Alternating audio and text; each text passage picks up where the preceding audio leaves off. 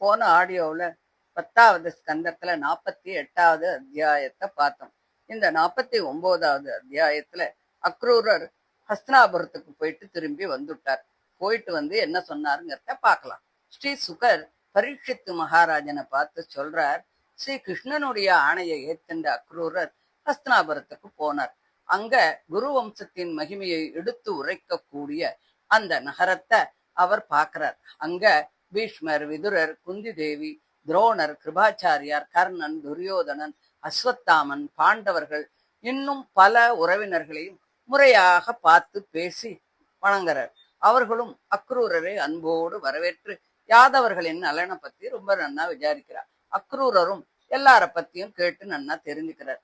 அக்ரூரர் கொஞ்ச மாதங்கள் ஹஸ்தினாபுரத்துல தங்கிண்டு அங்க உள்ள அரசியல் நிலைமையையும் அரண்மனையில் நடக்கக்கூடிய சில நிகழ்ச்சிகளையும் கவனமா பார்க்கிறார். வெளிப்படையாக திருதராஷ்டிரர் அரசனாக இருந்தாலும் கூட அவரது மனசு முழுக்க முழுக்க தன் மகன்கிட்ட பாசத்துல அப்படியே மூழ்கி போயிருக்கிறத அவர் தெரிஞ்சுக்கிறார். பாண்டவர்களின் வீரம், நல்லொழுக்கம், அறிவு, மக்கள் மத்தியில அவர்களுடைய அன்பு, இவை எல்லாம் துரியோதனனுக்கு பொறாமையை உண்டாக்கி இருந்தது. அந்த பொறாமை நாளுக்கு நாள் பகையாக மாறி போச்சு. பின்னர் குந்தி தேவியும் விதுரரும் அக்ரூரை தனியாக அழைச்சு பாண்டவர்களுக்கு எதிராக கௌரவர்கள் செய்த அநீதிகளை ஒவ்வொன்னா சொல்றார். பீமனுக்கு விஷம் கொடுத்து கொல்ல முயன்றது, பல சூழ்ச்சிகளை பண்ணினது, பாண்டவர்களை எப்போதும் பயமுறுத்தின்றிருக்கிறது போன்ற அனைத்தையும் அக்ரூரர் கேட்டு தெரிஞ்சுக்கிறார். அதை கேட்ட போது அவருடைய மனசு ரொம்ப வேதனை அடையிறது. அக்ரூரர் வந்த செய்தி குந்தி தேவிக்கு ரொம்ப ஆறுதலாத்தான் இருந்தது. தன் பிறந்த வீட்டு மனிதர்கள் வந்ததை போல பல ஆண்டுகளாக மனசிலே அடக்கி வச்சிருந்த துக்கங்கள் அனைத்தும் கண்ணீர் வெள்ளமாக பெருகி கொட்டுறது. நமக்கு ரொம்ப நெருங்கினவா வந்தா மனசுல இருக்கிறதெல்லாம் நம்ம சொல்லுவோம், நமக்கு வருத்தங்கள்லாம் அப்படியே கண்ணீரா வந்துடும். அதே போல குந்தி தேவியும் அக்ரூரரை பார்த்த உடனே ஃபீல் பண்ணா. என் தந்தை, தாய், சகோதரர்கள், சகோதரிகள், உறவினர்கள் எல்லாரும் நன்னா இருக்காளா, எல்லாரும் என்ன நினைச்சுக்கிறாளா, என் மருமகன்களான கிருஷ்ணனும் பலராமனும் எப்படி இருக்கா அப்படின்னு ரொம்ப ஏக்கத்தோட கேட்கிறா. பிறகு தன் மனசுல இருந்த ஒரு மிகப்பெரிய ஒரு வேதனைய அவ சொல்றா. ஓநாய்களின் நடுவிலே சிக்கி இருக்கக்கூடிய மானை போல நான் இந்த கௌரவர்களின் மத்தியிலே வாழறேன். என் கணவரை இழந்தேன். என் சிறு பிள்ளைகள் தந்தையற்றவர்களாக வளர்ந்துருக்கா. எங்களை யார் காப்பாத்த போறா அப்படின்னு சொல்லிட்டு கதறி அழறா. அந்த வேதனையின் உச்சத்துல குந்தி தேவி தன் மனசு முழுக்க கிருஷ்ணனிடம் திருப்பிட்டா. கிருஷ்ணா, உலகத்தின் ஆத்மாவே, உலகத்தை பாதுகாப்பவனே, கோவிந்தா, உன்னையே சரணடைந்த என்னையும் என் பிள்ளைகளையும் நீதான் காப்பாற்றணும். உன் திருவடிகளை தவிர எங்களுக்கு வேறு புகலிடம் இல்லை. பிறப்பு இறப்பு என்னும் சம்சார கடலை கடக்க உன்னுடைய அருள் மட்டும்தான் ஒரே வழி. பரபிரம்மே, பரமாத்மாவே, யோகேஸ்வரனே, நான் உன்னையே சரணடைந்தேன் அப்படின்னு சொல்லி பிரார்த்தனை பண்றேன். அந்த பிரார்த்தனைய நினைச்சு சுகர் சொல்றார், பரீட்சித்து, உன் கொள்ளுப்பாட்டியான இந்த குந்தி தேவி இப்படி கிருஷ்ணனை நினைச்சு அழறா. அவளது கண்ணீர் வெறும் துயரத்தின் வெளிப்பாடு இல்ல, அது பகவானின் திருவடிகளை நாடிய ஒரு பரிபூர்ண சரணாகதியினுடைய வெளிப்பாடுதான்.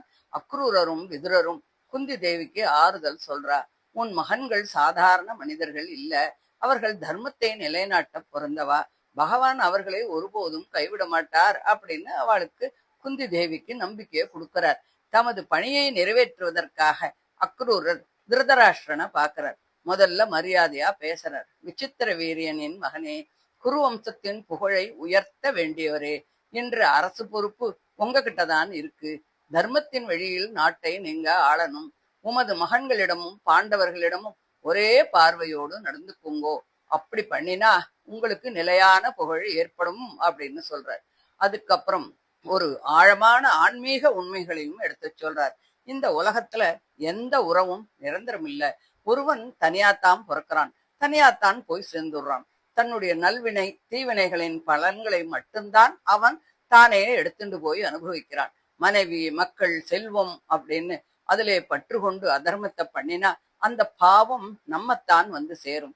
நாம் சேர்த்த செல்வத்தை மற்றவர்கள் அனுபவித்து விடுவார்கள். ஆனால் பாவத்தின் பலனை யார் அனுபவிப்பார்? அதை யாரும் பகிர்ந்து கொள்ள மாட்டார்களே.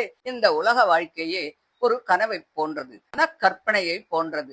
அதில் அளவுக்கு மீறிய பற்று இல்லாமல் மனதை அடக்கி சமநிலைமையோடு அமைதியோடு வாழறதுதான் அரசனின் உண்மையான கடமை அப்படின்னு ஒரு அறிவுரையை சொல்றார்.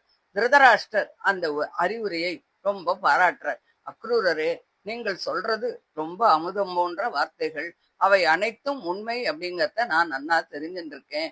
ஆனா என் மனசு என் மகன்கிட்ட உள்ள பாசத்துல சிக்கி போய் இருக்கு. உங்களுடைய நல் அறிவுரைகள் மின்னலை போல ஒரு கணம் தோணி மறைஞ்சு போயிடுறது, அவை என் மனசுல நிற்க மாட்டேங்கிறது அப்படின்னு வேதனையோட அதை ஒத்துக்கிறார். அதுக்கப்புறம் இறைவனின் திருவுள்ளத்தை யாராலும் மாற்ற முடியாது. பூமியின் பாரத்தை நீக்குவதற்காக எது குலத்தில் அவதரித்திருக்கும் ஸ்ரீ கிருஷ்ணனின் சித்தப்படி எல்லாமே நடைபெறும் அப்படின்னு சொல்லி பகவான வணங்குறார். உலகத்தை தமது மாயையால் படைத்து அதனுள் தாமே அனைத்திலும் நிறைந்து 3 குணங்களையும் இயக்கி சம்சார சக்கரத்தையும் நடத்தும் பரமேஸ்வரருக்கு நமஸ்காரத்தை சொல்றார். திருதராஷ்டிரனின் மனநிலை மாறப்போறதில்ல அப்படிங்கறத அக்ரூரர் நன்னா தெரிஞ்சுக்கிறார். விதுரர், குந்தி தேவி, பீஷ்மர் இன்னும் எல்லா உறவினர்களிடமும் விடைபெற்று மறுபடியும் மதுரைக்கு கிளம்புறார். அங்கே போனதும் பலராமனிடமும் ஸ்ரீ கிருஷ்ணனிடமும் ஹஸ்தினாபுரத்துல தான் பார்த்த அனைத்தையும் சொல்றார். பாண்டவர்களின் துயரும், குந்தி தேவியின் பிரார்த்தனை, திருதராஷ்டிரனின் மனநிலை, துரியோதனனின் பொறாமை, அரசவையில் நிலவிய அநீதிகள் ஆகிய எல்லாத்தையும் ஒண்ணு விடாம சொல்றார். தாம் ஏற்றுக்கொண்ட பொறுப்பை முழுமையாக நிறைவேற்றி அடுத்த கட்டத்தில் பகவான் மேற்கொள்ள வேண்டிய தர்ம ரட்சணைக்கான அடித்தளத்தை உண்டாக்கினார்.